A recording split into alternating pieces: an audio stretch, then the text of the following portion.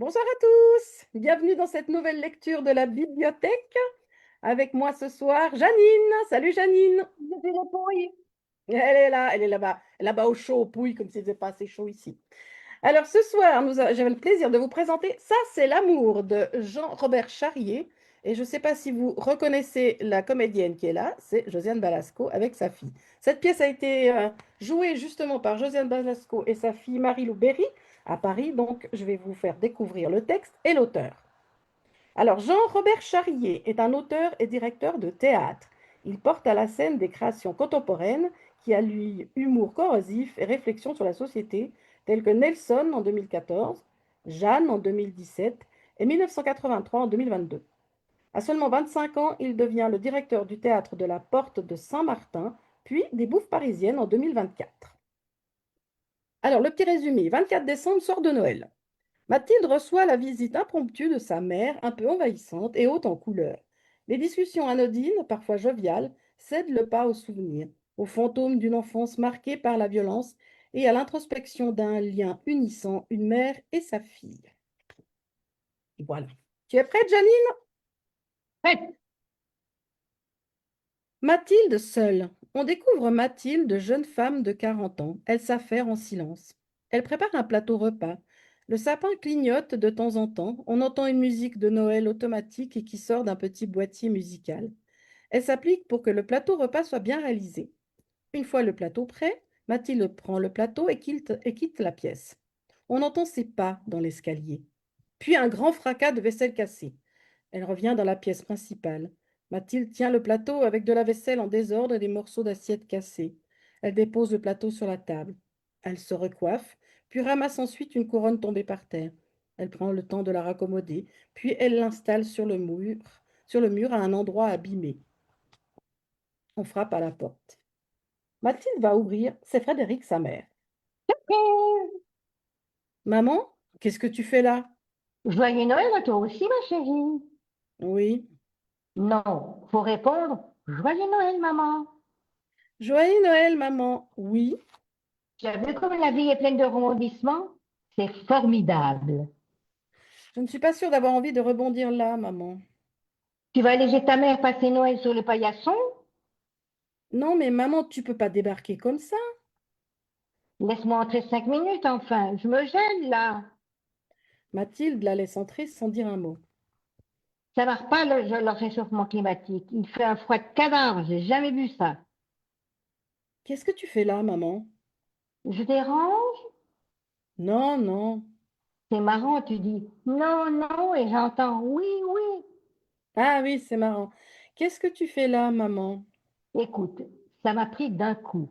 J'étais chez moi, toute seule, parce que ta sœur a préféré faire Noël au dernier moment dans sa belle famille de cons. De cons. Comment ça au dernier moment? Non, c'est-à-dire qu'elle est venue comme prévu, et puis elle est repartie assez rapidement, disons. Vous êtes engueulé le soir de Noël, maman? Non, non. C'est marrant, tu dis. Non, non, et j'entends oui, oui. Elle est arrivée avec sa liste de nouvelles intolérances. Déjà, ça m'a dégonflé. Elle n'a plus le droit d'avoir des intolérances? Elle est arrivée avec une liste, Mathilde.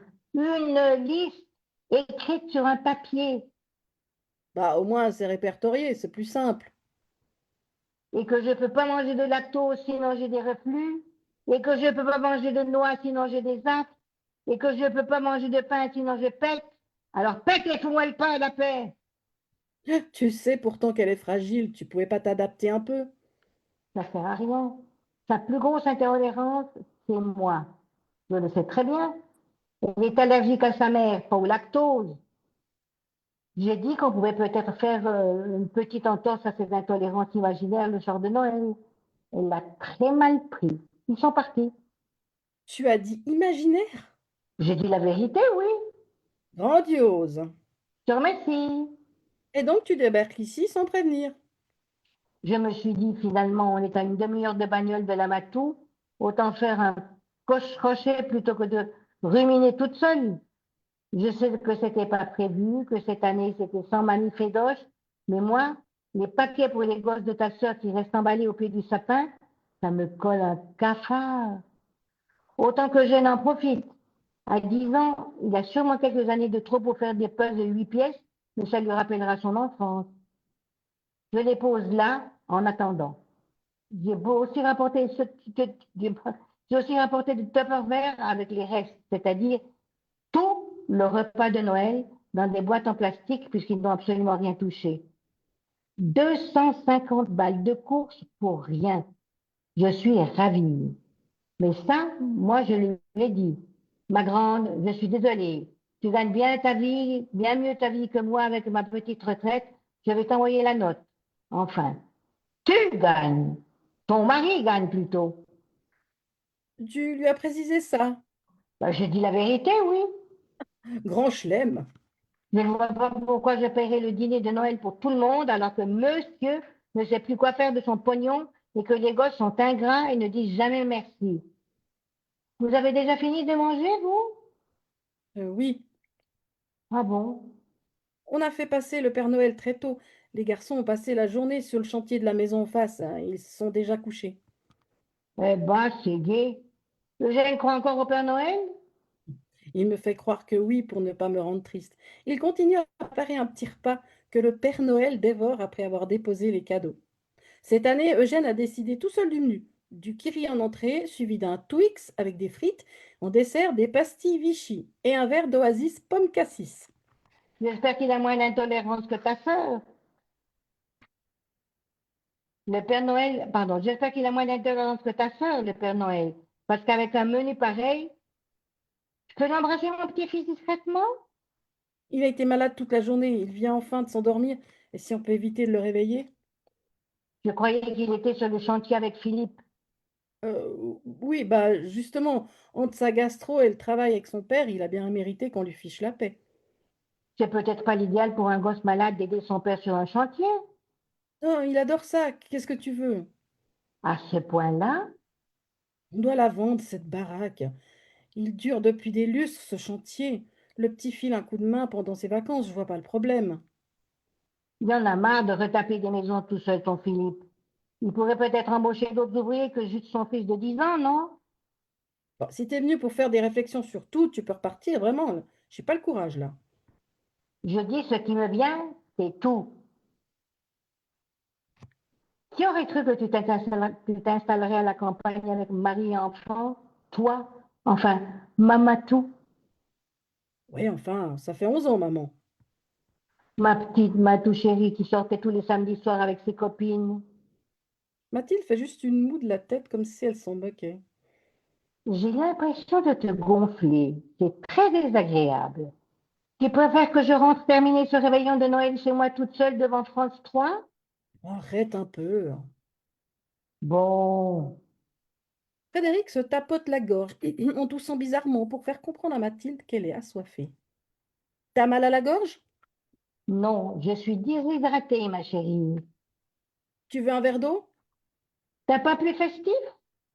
J'ai du cidre? C'est Noël, Mathilde. Bon, j'ouvre une bouteille de vin, mais ne parle pas trop fort, s'il te plaît. Il faut pas réveiller les gars. Promis, je vais être très discrète. Tu me connais? Justement. Et si jamais Philippe se réveille, je préfère que tu ne restes pas, maman. Je te fais honte à ce point? Il a horreur des surprises et il est épuisé en ce moment. Il a envie d'être tranquille. Je sais, ma chérie. C'est pour ça que je me suis permis de dire qu'il devait se faire aider. Ils bossent tous comme des dingues. Sa grosse machine pour faire je sais pas quoi, j'y comprends rien. Elle est tombée en panne il y a plus d'un mois. Il n'a pas les moyens de la remplacer. Il doit emprunter celle de Gaëtan à chaque fois. Gaëtan? Ouais, son pote gendarme avec qui il joue au foot. Ah, c'est pratique, ça. Non, c'est pas pratique du tout. Il habite à 40 kilomètres. Non, c'est pratique d'être pote avec la gendarmerie nationale. Bon, c'est-à-dire, J'en sais rien. Pour tout un tas de choses. Si tu tues quelqu'un, par exemple, mais qu'est-ce que tu racontes? non mais pas forcément quelqu'un de grave, un chevreuil ou un retraité. Voilà, De Gorgé était déjà incohérente. Pourquoi tu dis ça? Parce que c'est Philippe? Donc forcément, il a des trucs à se reprocher. Je dis ça en général. Je dis juste ça comme ça en général. Aucune attaque personnelle. Ah, cette habitude de le dénigrer systématiquement, c'est fou. Oh, voilà, c'est toi qui es incohérente. Ça ne lui a jamais servi à rien d'avoir un pote gendarme. Ben, je vois pas l'intérêt alors. Ta grand-mère était copine avec tous les gendarmes du département. Elle a fait sauter un nombre de PV à ton grand-père qui revenait bourré du dancing tous les samedis soirs. T'imagines même pas. Les fêtes de chasseurs démarraient à 17 heures. Un Madison, un whisky coca. Une pause, un Madison, un whisky coca. Une pause. Eh bien, bel exemple. Eh ben, à 18 heures, ils arrêtaient le Madison. À 18h30, ils arrêtaient le coca. Ils remettaient ça le dimanche à domicile avec les gendarmes. Ta grand-mère n'attendait jamais de la marée basse pour resservir. Ils repartaient le beach chargés de pâté de sanglier avec 4 grammes dans chaque veine. Et en voiture, Simone! C'était belle époque, hein, où les gendarmes et les chasseurs conduisaient bourrés. Comment? J'ai dit que c'était une autre époque, maman. S'il te plaît, essaye de ne pas parler trop fort, on va les réveiller. Enfin, c'est pas une raison pour... c'est pas une maison en papier non plus. Parle moins fort quand même. Mathilde ferme doucement la porte vitrée au bas de l'escalier qui mène aux chambres. Et comment ça va mon petit père à l'école? Toujours premier? Bof, non, non, c'est compliqué. Il prend 1 centimètre par jour depuis quelques semaines, ça l'épuise. Je suis tellement déçue de ne pas le voir. Je l'adore, ce gamin. Oui, on a de la chance. On peut dire que tu as réussi de ce côté-là, toi. C'est adorable pour les autres côtés. Tu vois bien ce que je veux dire, Matou. Non. Commence pas à chercher la petite bête, ma chérie. T'es merveilleuse. Je parle de toi en bien à tous mes commerçants. Ah bon, alors tout va bien si tes commerçants ont une bonne image de moi. Ça fait toujours plaisir, non? Bah, je fais toutes mes courses au Super U du coin, moi, donc j'avoue que tes commerçants, je m'en fous un peu. Je t'ai déjà proposé 10 fois de te payer le permis de conduire. Tu crois quoi, maman? Que je fous rien de mes journées? Que j'attends toute la journée que Philippe me conduise? Mais qu'est-ce que t'as à sortir les crocs tout le temps? Je sors pas les crocs, maman. T'as un ton qui juge en permanence, c'est difficile. C'est mon ton, qu'est-ce que tu veux? Ah, il est pénible, tonton. Si mon ton sera tendu par mon tonton. Super. Ah, ça va, c'est Noël. On rigole. Philippe est débordé, il a besoin que je reste à la maison. Eh oui, Eugène, la paperasse, la bouffe, le ménage, c'est beaucoup de travail, on n'a pas le choix. une jolie fille de femme au foyer, ça. Chacun sa vie, maman. Tu veux qu'on parle de la tienne? Oh, c'est quand même très pénible de dépendre de Philippe à chaque fois que tu dois aller faire une course. C'est tout ce que je dis. Ah, c'est pas le bagne non plus, hein. C'est pas le bagne, mais c'est handicapant pour une jeune femme de dépendre des autres. Bon, t'es venu pour me refiler des angoisses? Moi, ça va très bien, de me coucher tôt ce soir, si tu veux y aller. Pardon, c'est Noël. Ça me rend peut-être un peu poil. Te sens pas obligé de rester si t'es trop tendu.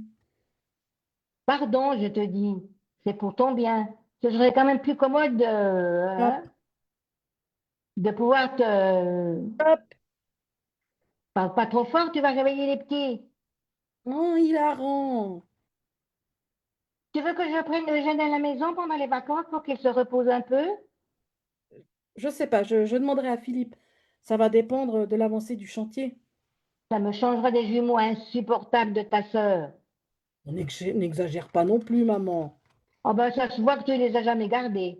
Des monstres. Ça, pour le coup, je ne peux pas faire autrement de louange à ta sœur que tes petits-enfants. Tu racontes n'importe quoi. Oh là, non. Je pèse chaque mot même. Des kilos d'emmerde, ces gosses. Et puis, le problème, pardon.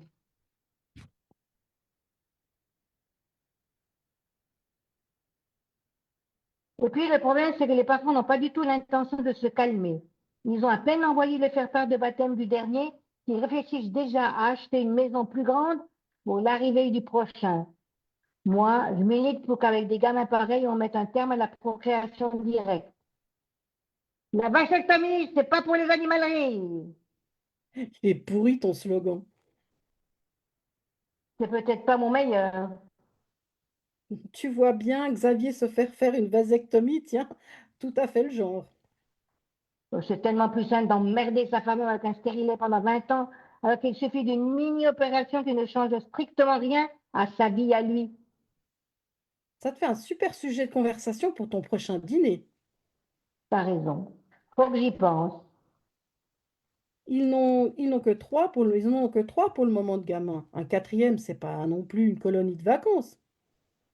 Bon, il y en a déjà deux très pénibles, donc si les prochains sont du même acabit, moi, je déménage sans laisser d'adresse. Tu ne pourrais pas te passer d'eux, tu le sais très bien. T'es trop contente de jouer les mamies gâteaux. Détrompe-toi, ma chérie. T'as reçu le faire-part de baptême du dernier? Oui, je l'ai reçu, oui. Il est sur le mur, juste là. Trop mignon. Tu parles du faire-part ou du mur, là? Maman, Je l'ai trouvé complètement débile, moi, ce faire-part. viens donc. Déjà, le texte, absurde. Non, maman, le texte, il est conventionnel, c'est tout. Machin et machin sont heureux de vous faire part. Joseph, Joseph et Eudes. Joseph et Eudes, oui. Qu'est-ce que c'est ça aussi comme prénom, franchement? Qui appelle son gamin Eudes, tu veux me le dire? Eudes, Eudes. C'est pas fini comme prénom, on dirait qu'il manque un bout. Si Béatrice t'entendait. Elle aurait mieux fait de m'entendre quand elle m'a sondé sur leur prénom et que je lui ai demandé si c'était une plaisanterie. Oh putain! Et puis alors là, la grosse tête du nourrisson en gros plan, moi, ça m'a fait sursauter. Il aurait fallu dézoomer ou flouter un peu, parce que là, le visage d'un bébé de 15 jours, on dirait tout juste un petit bulldog.